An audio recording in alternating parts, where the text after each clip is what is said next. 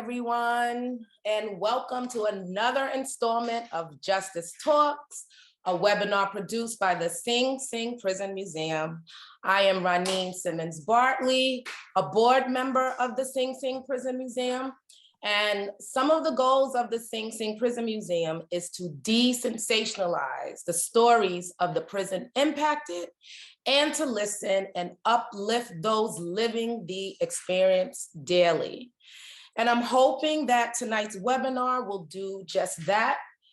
Usually when a formerly incarcerated person has a platform, that platform is used to focus on policy or redemption. And we rarely see or hear anyone involved in the criminal justice world touch on the people impacted by incarceration, achieving their and their loved ones' personal expectations post-incarceration. And sometimes these expectations are not delivered, and that lends itself to the question, are the bars still there?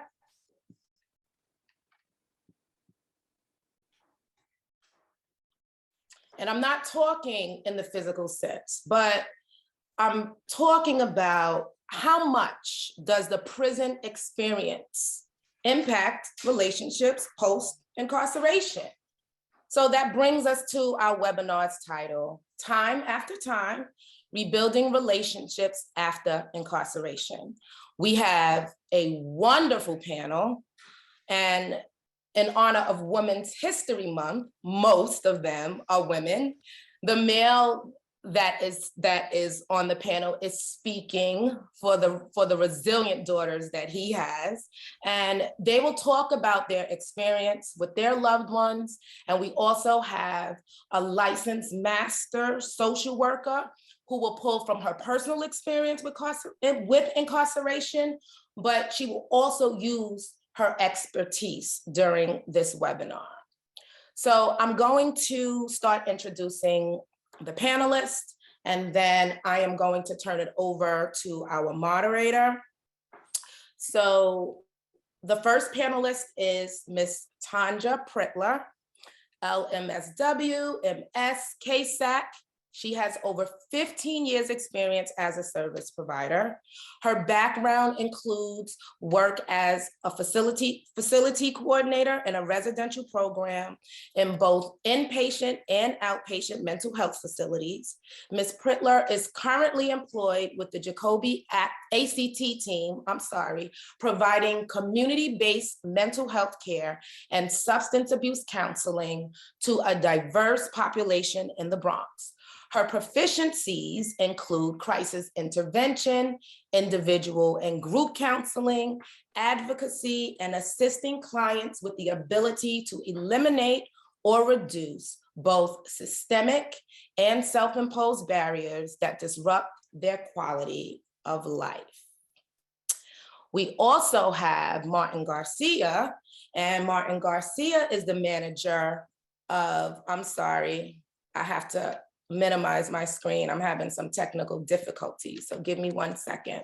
So Martin is the manager of News Inside and Inside Story, the Marshall Project's print publication and news video series, both of which are distributed in hundreds of prisons and jails throughout the United States. Martin is one of the co-chairs of the Marshall Project's Diversity, Equity, and Inclusion Committee. He is also an advisor to the Osborne Association's New York Initiative for Children of Incarcerated Parents. He focuses on parental incarceration and how it adversely affects children, an issue that he lived through both as a child and as a parent. Previously, Martin was the community coordinator at Worth Rises and one of the Osborne Association's Family Center caregivers. We also have Emily Gallagher Pollock. Emily has 20 years of experience in the nonprofit sector and brings laughter, creativity, and ingenuity to every project. She is a writer, teacher, and artist with a BA in theater from Emerson College and a master's of public policy from Johns Hopkins University. Together with her husband, Robbie Pollock, she co-founded The Spoke and Feather, a consultancy focused on the arts and public policy. Her book for children of incarcerated parents, Sing Sing Midnight, is available everywhere books are sold. She is an enrolled member of the Cherokee Nation of Oklahoma, and her most recent work includes a collection of books on Native American identity for children through Hameray Press. I hope I pronounced that right, Emily. So our moderator was chosen by yours truly, in part due to Women's History Month, because in my eyes, she is definitely someone to celebrate. This is the Miss Kiki Dunstan, and Kiki is the alumni coordinator for Hudson Link for Higher Education in Prison. Kiki served as a New York City police officer for over 10 years, believing her purpose was to protect and serve communities while enhancing quality of life. Unfortunately, Kiki's life took a drastic turn when events surrounding a toxic domestic relationship ended her career with NYPD and led to her subsequent incarceration. During Kiki's time in prison, she became an advocate for domestic and sexual violence against women and girls. As an ambassador in Prison Rape Elimination Act, PREA videos, Kiki educated correctional institutions nationwide on sexual safety and victim services. She also served as a peer educator discussing HIV, AIDS, and STI prevention. Kiki now serves as alumni coordinator for Hudson Link. She supports immediate release needs, including outfitting them with professional attire, apparel, essential toiletries, and digital services. So Kiki, I am going to hand this over to you, but before I hand it over to Kiki, I want to let the audience know that you can post your questions in the chat. Feel free. This is going to be a conversation. It may be a little uncomfortable at times, but it's a conversation that needs to be had. So if you have any questions or comments, please put them in the chat and we will address them at the end of the moderation. So Kiki, instead of me asking you questions of why I thought that you were a perfect fit to be the moderator for this webinar, you tell the folks out there why I chose you. We had some great conversations. So just fill them in on a little bit about yourself. Okay, sure, 100%. Thanks, Ronnie. First and foremost, I just want to thank you beautiful people for joining us this evening. And I just hope you're in a comfortable space. You know, just kick off your shoes and relax a while. We're just going to have some good grown folk talks. But once again, Ronnie, so basically, I just feel like, man, transitioning from being incarcerated and coming home, I thought I was going to sit on the couch with my son and watch Lifetime movies. You know, it was something that was not going to happen because when I left my son, he was 13 years old. And when I came home, he was a grown man, living his own life, doing what he does, right? So he didn't necessarily know how to receive mommy because all of a sudden I'm back, right? So I feel like I'm definitely qualified to speak to this because even now we are still a work in progress, building our relationship. And hey, listen, mommy's here any given time that you need me. And then also just understanding him and his personal struggles and trauma of having his mom snatched away to a judicial system that isn't fair, right? We often forget about the children, the families. So you know, I'm here. My life is an open book. And once again, thank you for having me moderate tonight. And I feel like Ronnie, Come on, come with it. What you got for me? I mean, I don't have much else. I think you spoke volumes. I think that your situation with your son it amazed me. You know, I have so much experience with people who are incarcerated, who are formerly incarcerated, but they're mostly men.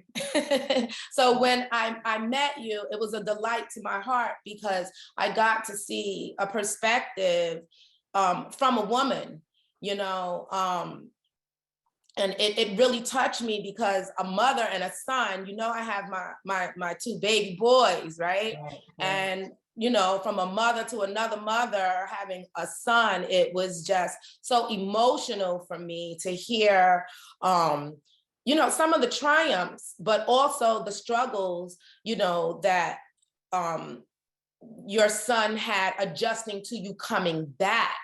So if you can just touch on any struggles that he had that you can share with folks, to let them know out there that they're not alone, and to let people know that even though people are living their everyday lives and we're living our best lives, you know, we're still going through a lot. Incarceration affects us tremendously, even on the outside.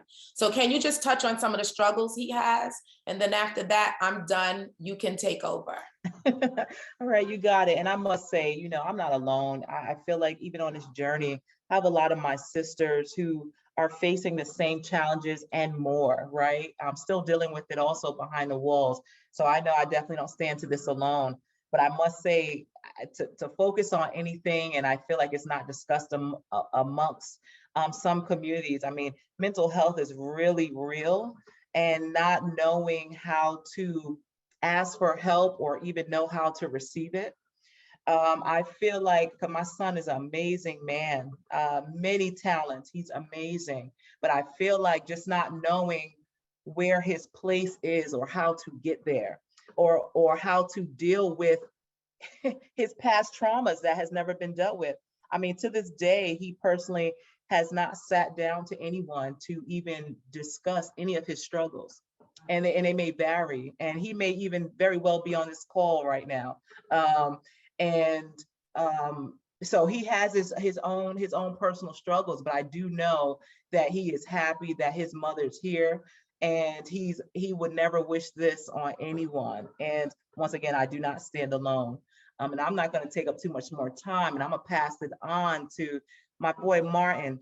I just wanted to ask you real quick, you know, because many people have difficulty seeing their children while they're in prison. Did you ever have this experience? Did this ever happen to you? Kiki, yeah, absolutely. I mean, it's a difficulty just in itself getting children to a prison, right? Like you're in a position where you're helpless. You're asking, you know, even though you're asking people that you love to, like, hey, you know, bring my children up, which was my mother and my daughter's mother for the girls. It's still difficult from them. I went from being the primary provider in my household to becoming, you know, from having the primary financial provider removed to also becoming a bill now, because everything is, you know, there's cost associated with the phone calls to set it up, to you know, rent a car to come up to see you, or to pay a bus to come up to see you, to feed the kids on the way, to feed us in the visit room, to take a click, to feed them on the way back. Like everything is it's a cumbersome process. So aside from that, I didn't really have trouble seeing my daughters, except for, you know, like the normal, you know, the cost associated things. And people have jobs too. People sometimes would have to take off of work when you're missing money and, you know, to come see me. I had more of a problem seeing my son. I did not meet my son until he was 6 years old, after fighting 4 years in family court while I was incarcerated. So that was like the biggest challenge for me, just years of like teleconferencing until I finally was able to get produced and get my name on the birth certificate and fight for visitation and ultimately win visitation with him in 2017, which was about, you know, 5 years into my incarceration already. So that was definitely like the biggest challenge, was fighting a legal battle while incarcerated, learning about how to even fight and advocate for myself. That was probably the biggest challenge. And then those costs also that I talked about with my daughters, those barriers exist too. People have to take off work. People have to facilitate transportation. People have to, facilitate the costs that come with visiting somebody in prison. Okay, yeah, thank you for that for sure. Because I wondered, did having the visitation rights during your incarceration, did that help you transition to your parenting on the outside? Do you think that was a big help with that? I mean, absolutely, I think. Yeah, because we were able to, I mean, it was a little bit of a challenge because I didn't meet him until later years. With my daughters, I had that advantage where I kind of grew up with them. Even though with my younger daughter, it was only the first 9 months of her life, but that's like that's the biggest phase where secure attachment develops. So like that translated easily with them. But with him, it was a little more difficult. But I think that because I had the ability to meet him in such an unorthodox place, and but then we had like that safe space within the children's center where we kind of got to know each other a little bit, and he got to like ask me whatever questions that he wanted to, and through phone calls he would like ask me intrusive questions that I thought I was ready to answer and I wasn't, but I had to, for his sake and for the sake of our relationship. That was kind of where like our attachment developed. And then when I was released, because he would just express like, oh, I can't wait for you to come home.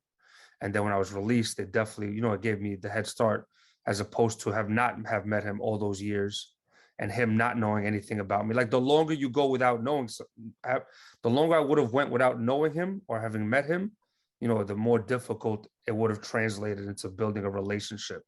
And I've been home roughly 2.5 years now, and we've definitely been able to develop a pretty good relationship. And I credit, like the fact that what time we met and how long we got to experience before I was released from prison, translating into my reentry. Yeah, what would you say to parents that think that they don't ever want to bring their children up to a prison to bond with a family member that's behind the walls? What do you think about that? I would say I understand. I try to be respectful of everybody's opinions, right? One of the things that we say is that parenting doesn't come with a manual. We all have different styles of parenting, and I think that ultimately the majority of parents enforce their parental policies based on how they were raised and what they think is the best interest of their child. So for the most part, I don't think there's malice. I'll keep it on the eye. Like my son's mother did not want to bring my son up to meet me in prison. She didn't want, in her mind, she didn't want her first memory, like my son's first memory of me, to be of me in prison. She was very, very concerned about that. And I tried to like reason, we try to like compromise. And when I felt like I could not reach a compromise or she wasn't hearing me, I decided to take court action, unfortunately. And I told her, even though it's an adversarial process in nature, I was like, it's not me against you. It's just me saying I'm willing to do anything to meet my son, because from my parenting perspective, it's important for him to have his father in his life. And incarceration is not an excuse for me to not be a parent. I didn't want to just sit there and be like, well, I'm locked up. It's not my problem. I don't have to take care of my kids. Even though I'm physically absent, I try to do as much as I could for my children while being incarcerated. And like I tell people, read about it, do research on it, talk to these organizations like the Osborne Association, that do years and years of research on the effects of, parental incarceration. They compare and contrast the models about the people that lied to him, say, oh, he's in college, he's in the army, as opposed to telling the truth and make your own decision. But I think ultimately, no matter what, a child benefits the best when they're spoken to honestly, obviously with age appropriate answers, and when they have that connection with their fathers, because when children don't know what's going on, they're left to their imagination. So in his mind, for all he knew is my father doesn't care about me. He doesn't love me. He doesn't want to be around me. And I think by bringing him up and him seeing how much we have in common, how much quickly we connected, how good of a bond we were able to develop, I think that quelled a lot of that fear for him. And I also told her, listen, if you bring him up here, let's try it out 1, 2 times. I said, even in spite of the court order, if I see that it's harmful to my child, I will tell you. I gave him my word. I said, I will tell you, don't bring him back up here. If I see he's like completely traumatized by this experience, which is a possibility too. So, but I said, I at least wanted a chance to express, and have a role in the parenting of my child. And fortunately, it worked out for us, and things are going pretty well. So That's beautiful. That's so beautiful. Thank you for that, Martin. Listen, Emily, how was reentry for you? The wife of a formerly incarcerated man. How was it for you? Well, I wasn't his wife. I mean, when he first was released, he went home to his mom's house. I was still living in Massachusetts. So we sort of had to do, I mean, the day he was supposed to get released, he ended up not getting released. So I had like taken off work time from work so I could be there. And then it was a week before he actually got released and I couldn't take that time off. So he was coming home to other people. And so there was a lot of that sort of trying to figure out how to be a boyfriend girlfriend in the real world after, in his mom's house. Right. Right. She was like, she can only come over on Saturdays and Sundays, but she has to leave by 10. And then there's all these programs happening that were like, we're going to have you all day Saturday. And then Sunday, we'd like for you to be in like various different arts organizations from like 9 a.m. to 6. So I moved to New York and basically lived by myself and didn't talk to anybody for the first 4 months until we ended up moving in together. So it was, I mean, we jokingly say that like I did a bid in Queens, and it was a really, really, really hard time for me personally. I felt really alone. There were lots of times when, I mean, luckily my parents got to see the courtship. I got like the first letter that I wrote, my sister actually took to the end because I wasn't gonna write to him. I was like, no, this is weird. And my sister actually mailed it for me because I was so afraid to like, I mean, I was, so my family was sort of saw the whole courtship. They were there every time that he called every night at the same time. And they got to see the kind of consistency with which he put time and effort into being my friend at first. And then, on May 9th, one year, he was like, so, do you want to be my girlfriend? And so we sort of became official, and then we started having month anniversaries and stuff. So we had never been together in any kind of real capacity. So reentry was really a learning process that way. And then there was a lot of sort of just barriers between an 8 to 8 curfew for 5 full years, which means no date nights. Like you're not going out on a date. I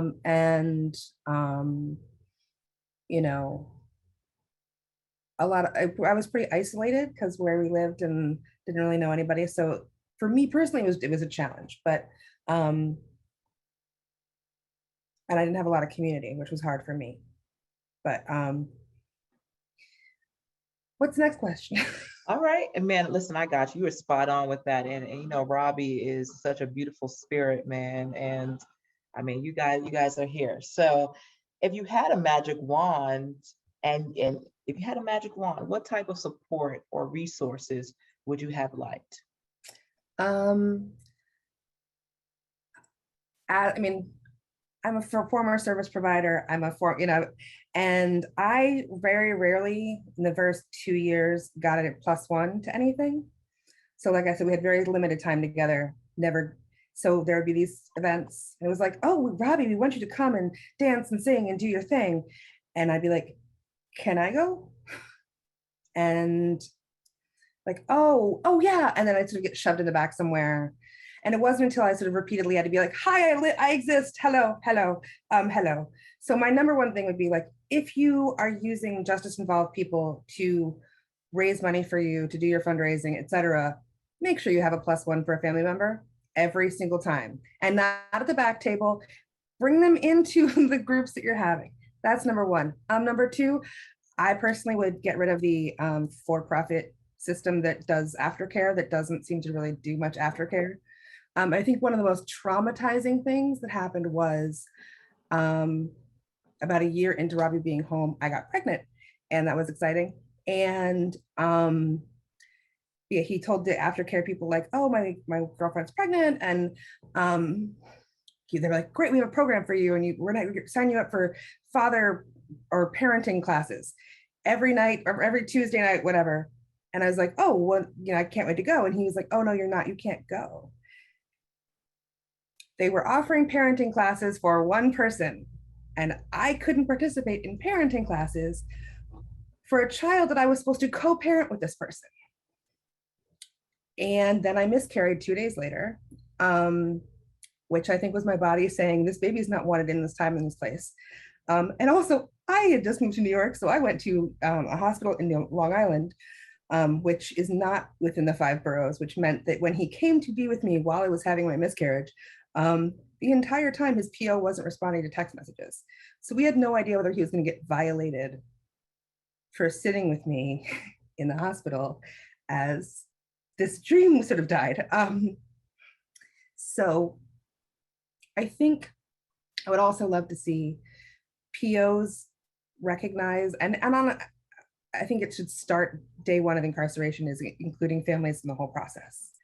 From day one, right? Like when somebody's coming into a facility, it should be like, how can we make sure that when you go home, your family knows everything that they need to know to help you and support you from day one, so that when the PO is just like, oh, so you've done these courses, you've gone together, if you can. But that's sort of my, should I say it? Yeah, we know that families are the #1 indicator of success for when somebody comes home. And yet they're very rarely included in parole program or programming. So invite families however you can, especially like if, for example, if you're doing a gathering every once a month, twice a month, have a separate gathering for the spouses and the families to get to know each other, so we do have support systems. Like it would have been great to sit with Ronnie and some of the other, and in sort of because when he would do his Sunday thing that happened once a month in a certain building, I would sit in Central Park for 3 hours on a Sunday so that we could have dinner together on the way home, because it was the only day we had together. And so I had to like find all the Starbucks where I could use the toilet. And I just sit in Central Park for 3 hours every Sunday. Wow. So that's weird, right? I don't know. Wow. Man, Emily, man, thank you so much for your transparency and for, and I'm sorry for your loss also. But, I'm going to plug my HL family. We have gatherings, bi-monthly gatherings, in person, virtual. Come on, you and Robbie is welcome, everyone. And this is something that I made it my business as the alumni coordinator for Hudson Link to include family. That's one of the biggest things. So, Martin, my guys and my women, they can vouch for me. This is something that we definitely like to uplift at any time. So you're more than welcome. And Tanja, what would you say, what type of resources do you have for folks that's going through these various experiences that you heard tonight? Ronnie and I were talking about it prior to this webinar, and there's not a lot of resources that speak to the family unit as a whole. I think we see more that speaks to when the men come home, what they have available and how to help them navigate through the dynamics of what they're going through. But in terms of the family unit and the women in particular, we really have to find our own way. There is not a lot out there for us to share the process that we're going through. And relationships, don't get me wrong, dynamics in relationships with children when you're coming home, with spouses when you're coming home, are going to be a process. It's no way around it. You can't go under it. You have to go through it. Something what Martin said just stuck with me, and I wrote it down, that he was saying that there's no book. There's nothing to tell you or to prepare you for this. You might have expectations of what you think it's going to be, and it's 9 times out of 10 totally different. So you're dealing with something from the beginning. My suggestion is a couple of things. Keep an open mind, because if you shut down to the process, you will not get it. You know what I'm saying? You will get up, you will get frustrated. Allow yourself to listen, especially when it comes to the other person in relationship or the child. Everyone gets to be heard. Everyone should have a seat at that table, and you should be able to sit and have a conversation. It's not going to always be easy. It's a humbling experience before your child to say, I'm hurt because of this, or this is what I went through. Or for a wife to know that while you were out here standing, tall for your relationship, you were going through a lot of things that you never even brought to the table. They never knew that, your finances was in disarray, or these different things were happening. You just showed up and made it seem like it was okay. But it's a lot of dynamics that come involved into this whole process. And I think one of the best things that you can do is just to establish a healthy communication. Talk about it. Don't be afraid to talk about it. Let it out, speak to it, own it, and listen. That's the most important thing. And when you start that dialogue and you open up that communication, it begins to blossom and flourish. You have to remember that while you were out here, or while your mate was incarcerated, there was roles that were established. Everyone had a part that they played.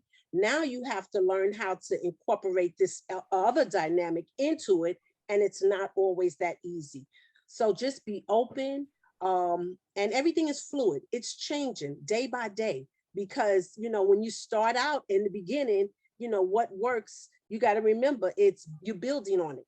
It's a constant building. And as long as you remain open to the process, I think that's one of the key points that I can say. Oh, I love that, Tanja. That's well said. Well said. So I'm opening up the floor for everyone. Can you please tell me, what is the most challenging process during reentry? If you had to pinpoint it, what's the biggest challenge?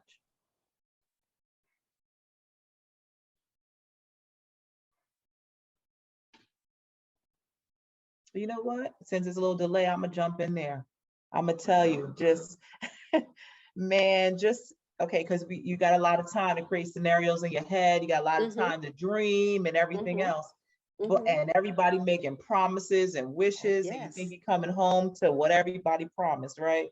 It's a rude awakening when that's not at the door when you arrive, right? You may want the big party, you may want everything to be nice and sweet, and it's not always that. So I just think maybe snapping into reality real fast is one of the biggest challenges, and then navigating, just the system in general, just getting acclimated to what society has been doing from all the time that you've been gone, for me, has been one of the biggest challenges. I'm gonna jump in if that's okay. Sure. I think for me, was this sort of constant anxiety that and this was, thank God we got less is more passed, yay, with lots of, me screaming on the street, and singing things and doing things. But with an 8 to 8 curfew, a 7:30 train that decides to become an F in the middle of on its way home is a problem.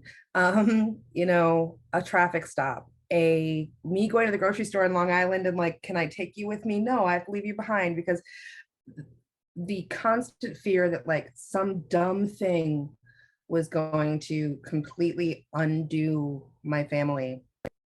And especially like that somebody could, decide that they're mad at someone and say, oh, that person did something to me, and take everything away, because there's this sort of, well, we'll investigate it. We'll investigate it later. I think Cecily asked what less is more is. It's a parole reform legislation that went through last year, and 3,900 people have gotten let off of parole with good time since it's been enacted. You get 30 days for every 30 days that you do well, and they can't violate you for technical violations as easily. That's sort of the nutshell. And, we fought really hard to make that a thing so that, but I mean, I think getting woken up at 7 a.m. by the replacement PO when his PO was out on maternity leave, who brought guns into the house and shined a flashlight in my face while I was sleeping. Those things were kind of scary. I think parole was pretty scary for me. I don't know if it was for him, but for me. That's real. That's real. For everyone, what are some of the major triumphs during reentry? I think there's definitely way more challenges than there are triumphs. But I think the best way to encompass a triumph is not going back to prison, like not becoming part of that recidivism statistic. And like it's been said, like that family is like the single biggest factor when it comes to like having family support is like it's invaluable in what helped ease and not just family, I mean friends, community, the people that you meet, like just your overall support network. Kind of being able to maintain that and to not go back to prison when you're expected to, like with society, like I mean I tell people like I'm illustrative of what America is afraid of, right? I'm a violent felony offender, right? Like if you look at me, like, and I'm a success story, so I'm like weird, like and then people around me with this, there are parts of my groups of friends are the same thing, that we're viewed. If you look at us on paper, we're just this, and we're going to be vilified simply because of an act that occurred however many years ago. And we're like illustrative of the person that America doesn't want to give a chance to. So I think that my biggest triumph is kind of helping, like Ronnie said, changing the narrative and showing people that their beliefs are wrong, that I am not a person that's irredeemable, that I'm worthy of redemption, that I'm capable of contributing to society.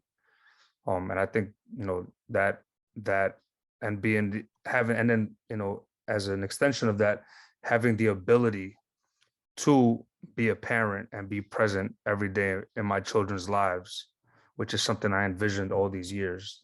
Those I think would say are my biggest triumphs. And I love that. I love that. And this is for everyone too. If you needed emotional support during the reentry process, what would that look like? What do you think you would have needed or still need, if anything? I think it's interesting that there's all these mandated programs, but access to mental health is still really difficult, especially, and I constantly felt like I really could just use talking to somebody who understands what I'm going through. And we have, kind of a weird situation and all that, blah, blah, blah. But some sort of access to community that was healthy and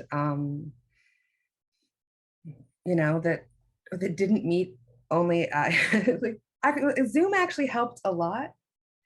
Once the pandemic actually made things a whole lot easier because we could come together in ways that I didn't have to give up a date night or not a date night, we never had those, but I didn't have to give up time because he was going somewhere for 4 hours or something. I forgot what the question was. I think I lost my train of thought.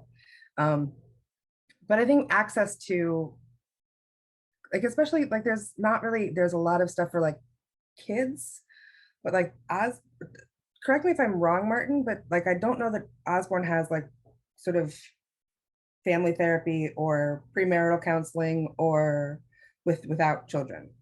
I never found access to those kinds of things. Just kind of how do we navigate this together? Also, I would love it if there could be more of a family, like a team meeting with parole, because I never actually got to know what I never saw the paperwork. So like, there's an expectation that like, we're there to help support, but like, what are the rules? What is my mouthwash going to get someone sent back to prison? What am I allowed to have in this house? What am I not allowed to have in this house? You know, where are we going to, like, there was never a conversation about any of that stuff with parole. So I'm supposed to be supporting this success, and we succeeded. We got through parole. We are off parole. But there's not a lot of information sharing. And I really wish that parole officers were being trained not to like seek out baddies and like put people back in jail, but that their job and that their success was measured by how many folks got through the process successfully. And it started with a team meeting with all of the people who are going to be in the process, whether that's employers, family, whoever. Like, let's make a team. Let's like have a team and support this person coming home so that we can all succeed. Because isn't that the neighbor you want, is the person who's succeeding and like feels good and comfortable and safe? But anyway, I'm going to stop talking now. No, it's all good. No, I feel you on that, Emily, and thank you for sharing that point too. Tanja, are there progressive relationship strategies for people going through the reentry process out there? Kiki, say that one more time, please. Mm-hmm. Are there any progressive strategies for the reentry process for folks that are going through this? Having just gone through it myself, I don't want to say that there were strategies. I just think that the mindset or what you might think is going to be the reality is not, okay? It's, you know, just throw that out the window and just start from scratch, okay? And I think that that's what, you know, helped us, because the first thing that you learn is that you guys are now meeting on a playing field where you haven't been on before. And it's a lot different. You know, I have my own way of doing things that I've been doing for quite some time, or, you know, you have been doing, navigating through life, and now you incorporate someone else's feelings, and it can be a lot. It can be a lot. I would suggest everything that I said before. Communication, number one. You're gonna have those days, okay? Those days are gonna come when you just gonna have to take a deep breath, you know, go somewhere. You might have to have a timeout and just relax. But it gets better. That's what I can say. It gets better over time. It's not gonna happen coming out day one, week one, but the process does get better. The communication gets better. You get to understand the dynamics on both sides, and it does start to fall into place. Be patient. I think people want it yesterday. Okay, yeah, I want this yesterday, or I want, you know, somebody that's been in jail for 20 something years to come out and be daddy knows best, or, you know, or whatever.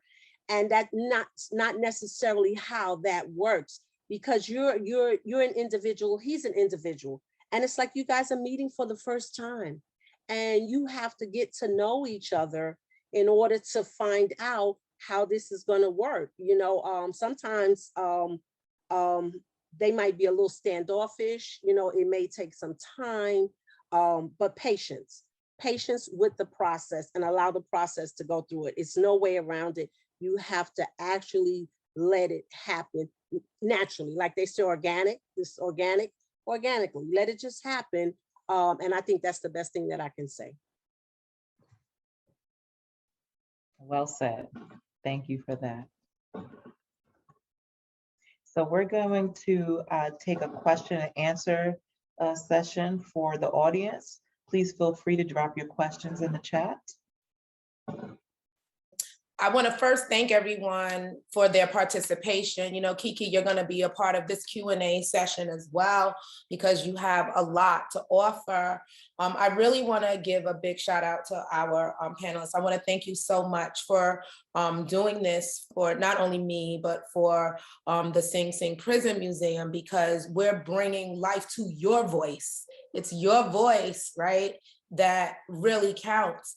We, the Sing Sing Prison Museum, are doing things for people who are incarcerated, but what can they do without your voices being heard, right? And family members, Emily, are definitely a part of that. And I just want to give you a little advice. You need to insert yourself as the wife or the girlfriend or whatever you want to label yourself as. And it takes time, just like Ms. Tanja said, but you have to insert yourself. If you want to feel included, include yourself. And you keep doing that. You're always welcome at our house, and you're always welcome with the group of people and family, rather, that that we share this experience, that we share this thing that we have in common.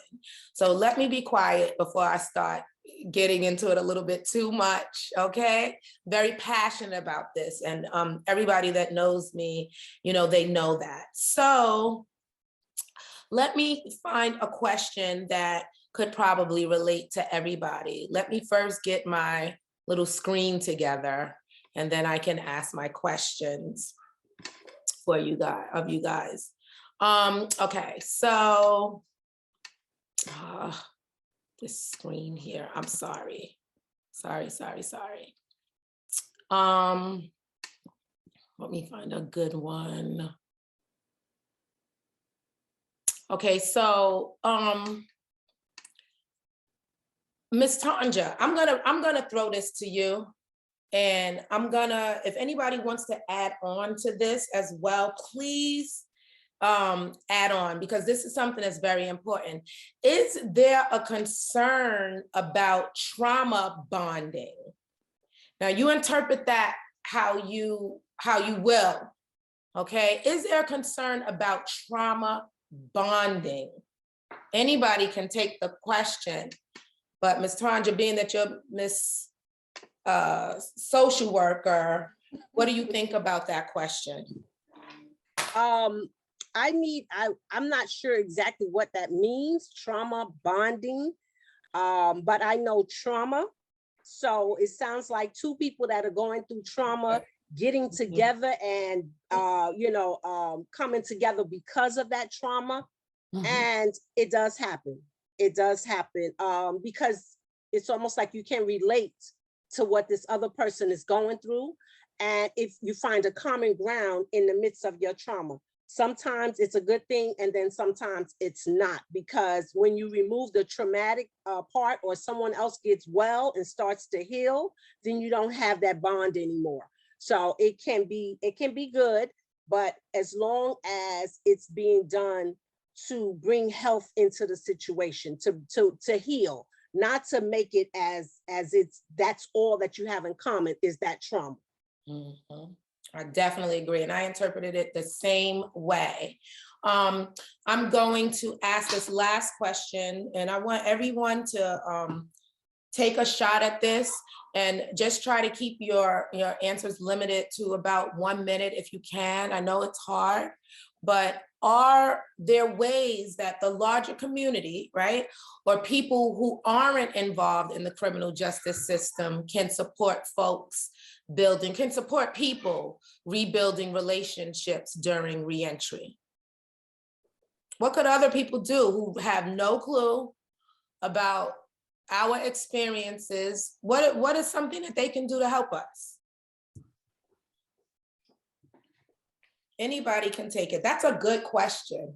I think maybe one of the things, one of the things that people can do, like if we're talking about people that don't know anything, is educate themselves, right? Get familiar with the topic, because you can't really assist anybody if you don't know what's going on.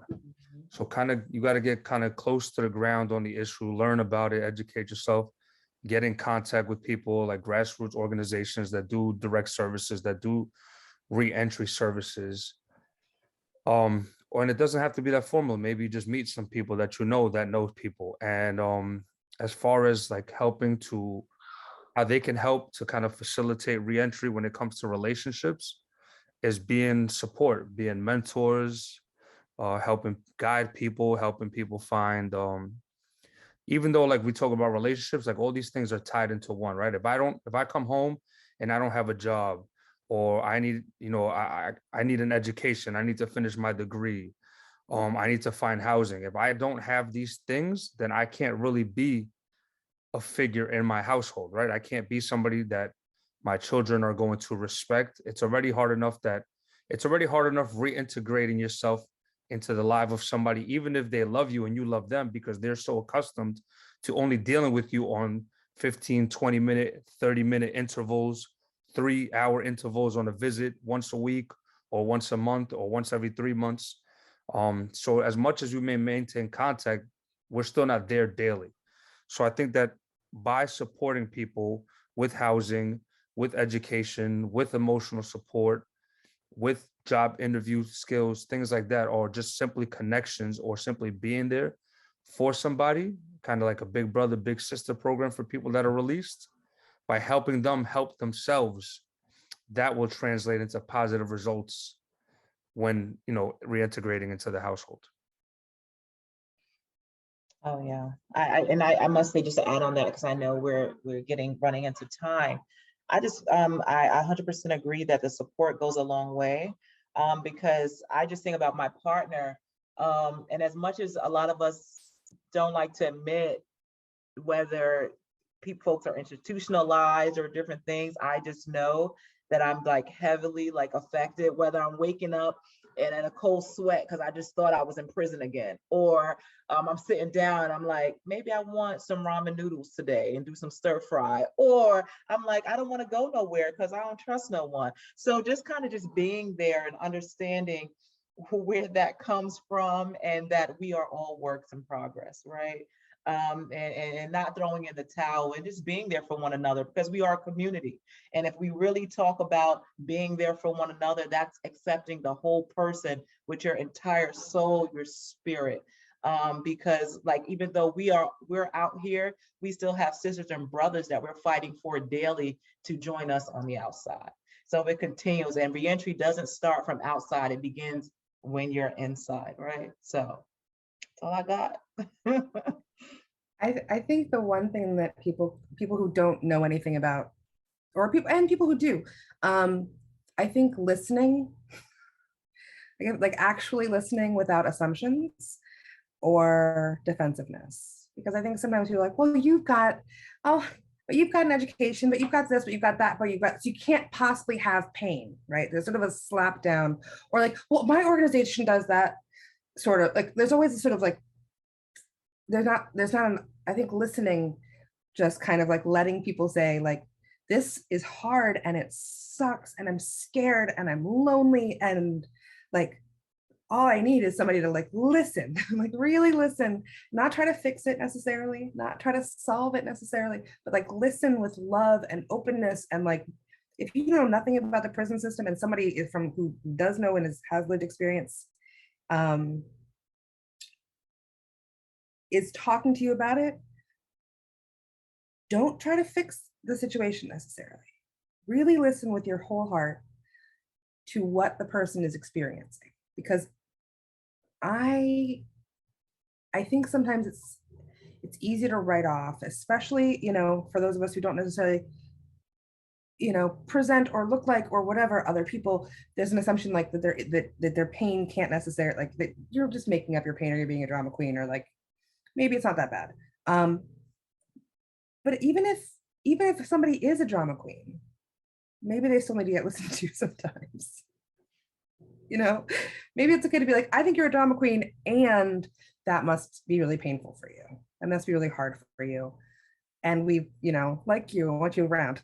So anyway, that's all. That's my 2 cents. Okay, I want to thank you guys again. Martin, I also want to thank you, because you had a procedure done today and you showed up. And, you know, I really, really, really Pleasure. appreciate that. Okay, you were definitely an asset to this panel. I want to thank everybody. And I just want to add really quickly before Brent closes out, don't pity us, listen to us, and don't be afraid to ask questions. And don't assume that we're all just full of pain. We have some joy to share as well. And just remember that we're human just like you. And we have everyday lives just like you. And we are productive citizens just like you. But don't be afraid to ask.